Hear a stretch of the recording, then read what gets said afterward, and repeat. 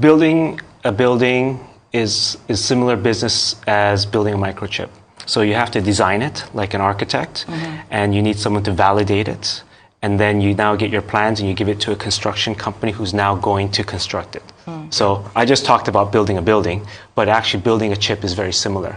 So you design the chip, you verify and make sure the design works, and then you get the design and you send it to a construction company, which is called a fab.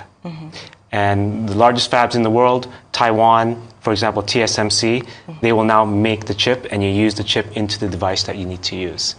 Okay, so fab is a very complicated, huge business. One fab is probably the size of Victoria Island and Nicoya combined. Oh, wow. Okay, it's very high tech. Huge. Yes, but what we're focusing on is the design work of those chips. And so you can do that from Nigeria. Like the talent, what's required, all of that's present here. Yes. Okay. So let's talk about who you're selling to. So who are the people, when you design a chip, who do you then sell that to? Or yeah. So our clients are international electronics microchip companies. They would design, have a plan for a large chip or a small chip. If it's a large chip, we can now design a portion of it. Okay? If it's a small chip, we can design that entire chip. But what I think is more important is, why are we doing this? So, I've lived in Nigeria 20 years, and I've seen the country grow, have a few challenges, but always comes out ahead. And there's been a drive recently with what they call internally generated revenue. Okay, it's good. It's a good concept, but basically it's Nigeria the government getting more revenue from the people who are, at the current time, struggling a bit. Yes. Okay, so the other option is, how can we get foreign money into the country? We have to sell products. We have to sell goods. We have to sell resources. Oil is a good thing to sell. Indeed. Solid minerals is another good thing to sell. But that industry is held, it's not easily accessible to just anybody. Indeed. Right now. Yeah. So most people that I've known, and especially a lot of my employees, have actually taken that into their own hands by exporting themselves. Of course, yeah. Yes, and we call that Japa. Japa, yes.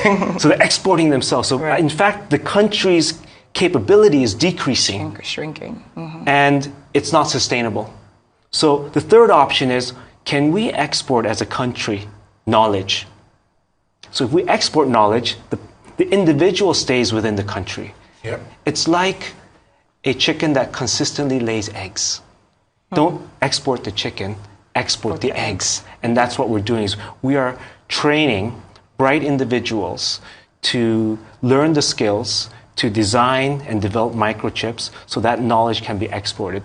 And our customers are going to be predominantly foreign companies. Do you already have those customers? Like, do you have a large customer base, existing customer base? Our customer base is growing. Yeah. So we've got customers who are developing, for example, electronic vehicles. We have customers who are developing IoT devices, small devices.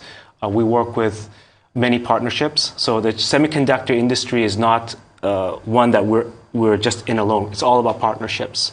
So we've got partnerships with development software companies, partnerships with chip development environments, partnerships with educational institutions, partnerships with universities.